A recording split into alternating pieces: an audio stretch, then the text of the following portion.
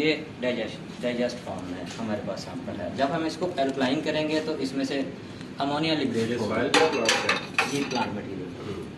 जब हम इसमें से अमोनिया वो उसको एक्टिवेशन एनर्जी मिलेगी, नीचे से स्टीम जनरेट हो रही है, वो स्टीम यहाँ पर आके इसके साथ रिएक्ट करती है और इसका रिएक्शन शुरू होता है। इसको एल्कलाइन करते हैं हम 10 नॉर्मल अल्कली के साथ। डाइजेस्टेड मटेरियल को एल्कलाइन करते जी जी इसको एक्सेस में एल्कलाइन करके जब इसको एल्कलाइन हो जाता है तो इसमें से अमोनिया लिबरेट होती है। इसकी रीजन क्या होती है? ये जो इससे जो वोलेटाइल मटेरियल जो रहते हैं ये कंडेंस होके फिर वापस इधर आते हैं। जी जी ये कंडेंसर लगा होगा इसके साथ। अल्कलाइन करने की रीजन ये है ना कि जब अल्कलाइन कंडीशन होगी तो वहाँ से अमोनिया लिबरेट हो जाएगी जी, क्योंकि अमोनिया निकलेगी तब जब अल्कलाइन कंडीशन होगी, ठीक है। एसिडिक में वो कैप्चर हो जाती है, वो इधर से रिलीज होके हमारे इधर रिसीवर में आ जाएगी and its colour turn to somewhat blue. जब इसके अंदर ये 50 ml तक सैंपल आ जाएगा, फिर अब ये हमारे पास एक अल्कलाइन सोल्यूशन आ गया, ठीक है। इस अल्कलाइन सोल्यूशन को हम टाइट्रेट करते हैं एसिड के साथ, sulphuric acid, non normality acid, ठीक है। होता है हमारे पास तो N/200 होता है, N/50 N/100। हम उसके पोर्शन के हिसाब से कि इस पोर्शन में कितने % नाइट्रोजन एक्सपेक्टेड हो सकती है। ग्रेन में सबसे ज्यादा होगी, उसको हम कंसंट्रेटेड के साथ करेंगे। जिस तरह हम जैसे लो कंसंट्रेशन नाइट्रोजन की होगी जी जी तो सल्फ्यूरिक एसिड भी डाइल्यूट होता है, डाइल्यूट करते जाएंगे उसको, ताकि वो उसकी प्रिसीजन एंड एक्यूरेसी हमें मिले।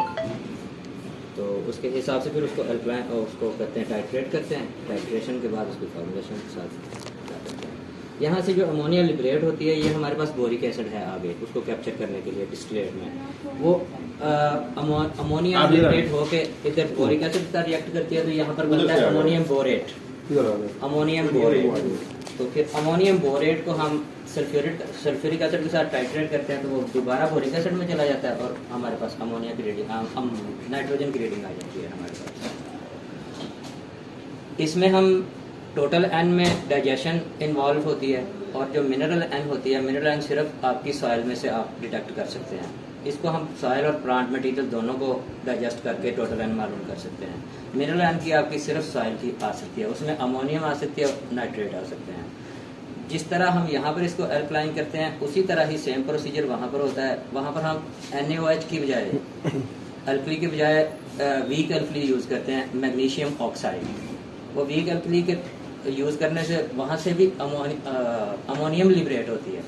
अमोनियम आगे फिर हम इसी तरह बोरिक एसिड में कैप्चर करते हैं। तो उसी सैंपल को हम थोड़ी देर के लिए ठंडा करते हैं और उसमें एक केमिकल ऐड करते हैं, उसका नाम है डिबॉर्डाज एलाई। वो 3 चीज़ों का एलाई है, कॉपर, जिंक और एल्यूमिनियम। उनका एलाई बनाया हुआ है। जब उसमें वो ऐड करते हैं तो वो लिबरेट करवाता है आपको नाइट्रेट। उसी प्रोसीजर के तहत यहाँ पर कैप्चर होती है और उसको ले लेते हैं हम। ये इसका सिंपल सा मैकेनिज्म है।